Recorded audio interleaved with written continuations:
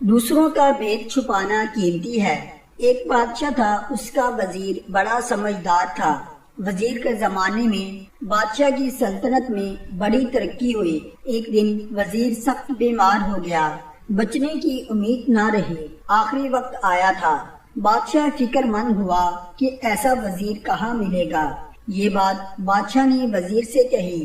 وزیر نے بادشاہ کو 3 پتلے دیے۔ تینوں پتلے ہر بات میں یکساں تھے، قد میں برابر تھے، موٹائی میں بھی برابر تھے، رنگ میں بھی یکساں تھے۔ تینوں پتلوں کے ہاتھوں پیروں میں بھی کوئی فرق نہ تھا۔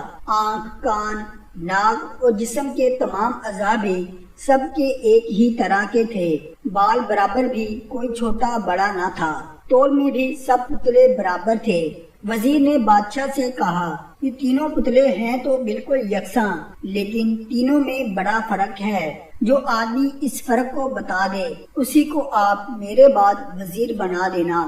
اس کے بعد وزیر نے بادشاہ کے کان میں بتایا کہ تینوں پتلوں میں کیا فرق ہے۔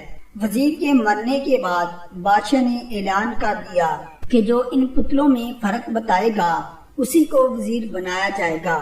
وزیر بننے کے لالچ میں لوگ دوڑ پڑے۔ لوگ آتے اور بالوں کو دیکھتے، پتلوں کا ناپ تول کرتے، رنگ و روپ جانتے، لیکن فرق نہ پاتے تو پریشان ہو کر واپس چلے جاتے۔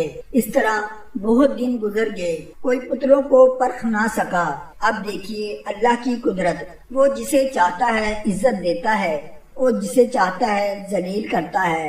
اللہ تعالیٰ جس کا مرتبہ بڑھانا چاہتا ہے اس کو سمجھ بوجھ دیتا ہے۔ ایسا آدمی بڑی مشکل بات کو بھی آسانی سے سمجھ لیتا ہے۔ ایک دن ایسا ہوا کہ ایک آدمی ادھر آ نکلا۔ بادشاہ کا اعلان وہ بھی سن چکا تھا۔ اس نے پتلوں کو تولا، تینوں پتلے برابر نکلے۔ اب اس نے انہیں ناپا، ہاتھ، پیر، آنکھ، کان، ناک وغیرہ سب کچھ ایک ایک کر کے ناپتا رہا۔ ناپ میں برابر، رنگ و روپ میں جانچا، اس میں بھی کوئی فرق نہ پایا۔ اس نے تینوں پتلوں کو تو رکھ دیا اور سوچنے لگا کہ جب یہ پتلے ہر بات میں برابر ہیں تو پھر کیا فرق ہو سکتا ہے۔ اچانک اس کی نگاہ ایک پتلے کے کان پر پڑی۔ پتلے کے کان میں ایک سوراخ تھا۔ اس نے دوسرے پتلے کو دیکھا تو ان کے کانوں میں بھی سوراخ تھے اور یہ سوراخ بھی برابر تھے۔ اب وہ آدمی اور بھی پریشان ہو گیا۔ وہ پتلوں کو رکھ کر جانے ہی والا تھا کہ اللہ نے اس کے دل میں ایک بات ڈال دی۔ اس نے ایک پتلے کے کان میں منہ سے پھونکا، دوسرے پتلے کے کان میں بھی پھونکا اور تیسرے پتلے کے کان میں بھی پھونک مارے۔ پھر وہ خوشی کے مارے اچھل پڑا۔ اس نے پہرے داروں سے کہا کہ میں سمجھ گیا ہوں کہ ان پتلوں میں کیا فرق ہے۔ پہرے دار دوڑتے ہوئے بادشاہ کے پاس گئے۔ بادشاہ نے جھٹ سے دربار لگانے کا حکم دیا اور اس آدمی کو بلوایا۔ دوسرے لوگوں کو معلوم ہوا کہ ایک آدمی ان پتلوں کا فرق بتائے گا تو بہت سے لوگ بھی ساتھ چلے آئے۔ بادشاہ کا حکم پا کر اس آدمی نے ایک پتلا اٹھایا، اس کے کان میں منہ سے پھونکا اور بتایا، حضور یہ پتلا تینوں پتلوں میں اول نمبر کا ہے، بڑا ہی قیمتی ہے، اگر اسے ہیروں سے تولا جائے تو بھی اس کی قیمت کم ہے۔ بادشاہ نے پوچھا، اس پتلے میں کیا اچھائی ہے؟ اس آدمی نے جواب دیا، دیکھیے حضور، میں نے اس پتلے کے کان میں پھونکا تو پھونک اس کے پیٹ میں چلی گئی۔ بادشاہ نے پھر پوچھا، تو بھائی اس میں اچھائی کی کیا بات ہے؟ اس آدمی نے کہا، حضور یہی تو قیمتی ہے، یہ پتلا اس آدمی کی طرح ہے جسے کوئی بھید کی بات کی جائے تو اسے پیٹ میں رکھ لیتا ہے اور کسی سے نہیں کہتا۔ حضور جو آدمی دوسروں کا راز کسی سے نہیں کہتا وہی تو سب سے اول نمبر کا آدمی ہے۔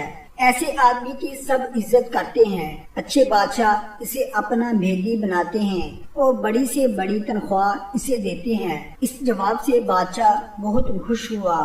پوچھا، اچھا دوسرے نمبر کا پتلا کون سا ہے؟ تو اس آدمی نے دوسرا پتلا اٹھایا، اس کے کان میں پھونکا تو پھونک اس کے کان سے ہو کر دوسرے کان سے نکل گئی۔ اس آدمی نے کہا، حضور یہ دوسرے نمبر کا پتلا ہے، یہ پتلا اس آدمی کی طرح ہے جو بات کو اس کان سے سنتا ہے اور دوسرے کان سے اڑا دیتا ہے۔ ایسے آدمی سے نہ نقصان کا ڈر ہے اور نہ کوئی فائدہ ہوتا ہے۔ اس کو کسی کام پر لگا دو تو یہ تیلی کے بیل کی طرح لگا رہتا ہے۔ اس کی کوئی قیمت مقرر نہیں، جو چاہے دے دو، اس کے لیے بہت ہے۔ بادشاہ اس جواب سے بھی بہت خوش ہوا اور پوچھا، اچھا اب تیسرے پتلے کے بارے میں بتاؤ کہ اس میں کیا بات ہے۔ اس آدمی نے تیسرا پتلا اٹھایا اور اس کے کان میں پھونکا۔ پھونک اس کے کان میں سے ہوتی ہوئے منہ میں سے نکل گئی۔ آدمی نے کہا، حضور یہ پتلا 2 کوڑی کا بھی نہیں، یہ پتلا اس خراب آدمی کی طرح ہے جس سے کوئی بھید کی بات کی جائے تو جٹ دوسروں سے کہہ دیتا ہے۔ جہاں کوئی بات سنتا ہے بس بے جانے پرکھے یہ ہر ایک سے کہتا رہتا ہے۔ ایسا آدمی جھگڑے کی جڑ ہوتا ہے۔ ایسے آدمی کو لوگ اگر بھیدی بنائیں تو وہ بھید کو چھپا نہیں سکتا اور پھر اسے بڑا نقصان ہوتا ہے۔ ایک کو دوسرے سے اڑا دیتا ہے۔ کسی کی عزت اور آبرو کا اسے ذرا بھی دھیان نہیں رہتا۔ بادشاہ اس جواب سے بڑا ہی خوش ہوا۔ بادشاہ نے اس آدمی سے پوچھا، میاں یہ بتاؤ تمہاری سمجھ میں یہ بات کیسے آ گئی؟ بڑے سے بڑے سمجھدار لوگوں نے ان پتلوں کو دیکھا، جانچا، پرکھا، کوئی نہ سمجھ سکا، تم نے کیسے سمجھ لیا؟ اس آدمی نے کہا، حضور یہ سب کچھ اللہ تعالیٰ کی طرف سے ہوتا ہے، اگر وہ کسی کے دل میں نہ ڈالے تو پھر کچھ نہیں کر سکتا، اور آپ مجھ سے پوچھتے ہیں کہ اس طرح یہ بات میری سمجھ میں آ گئی تو حضور اچھی بات یہ ہے کہ میں بھی ان پتلوں کو جانچتے پرکھتے ہوئے پریشان ہو گیا تھا اور انہیں رکھ کر جانے ہی والا تھا کہ اچانک مجھے حضرت انس رضی اللہ تعالیٰ عنہ کے بچپن کی ایک بات یاد آ گئی، اور پھر ان پتلوں کا بھید سمجھنا اللہ تعالیٰ نے میرے لیے آسان کر دیا۔ بادشاہ نے پوچھا، وہ کیا؟ اس آدمی نے بتایا کہ ایک بار حضرت انس رضی اللہ تعالیٰ عنہ لڑکوں کے ساتھ پھیر رہے تھے، اتنے میں آپ صلی اللہ علیہ وآلہ وسلم تشریف لائے اور انہیں سلام کیا۔ پھر آپ صلی اللہ علیہ وآلہ وسلم نے حضرت انس رضی اللہ تعالیٰ عنہ کو کسی ضرورت سے بھیجا۔ حضرت انس رضی اللہ تعالیٰ عنہ کو اس کام میں بہت زیادہ وقت لگا۔ پھر جب وہ اپنی والدہ کے پاس گئے تو والدہ نے کہا کہ اتنی دیر کہاں رہے؟ بتایا کہ نبی کریم صلی اللہ علیہ وآلہ وسلم نے ایک ضرورت سے بھیجا تھا۔ والدہ نے پوچھا، کیا ضرورت تھی؟ جواب دیا کہ یہ ایک راز ہے۔ ان کی ماں نے کہا، دیکھو بیٹے، پیارے نبی صلی اللہ علیہ وآلہ وسلم کا راز کسی کو نہ بتانا۔ حضرت انس رضی اللہ تعالیٰ کی یہ بات سنا کر اس آدمی نے بادشاہ سے کہا، جب سے میں نے یہ بات پڑھی ہے تب سے میں سمجھتا ہوں کہ بھید کا چھپانا ہی بڑی قیمتی بات ہے اور بھید کا کھول دینا 2 کوڑی کی بات ہے۔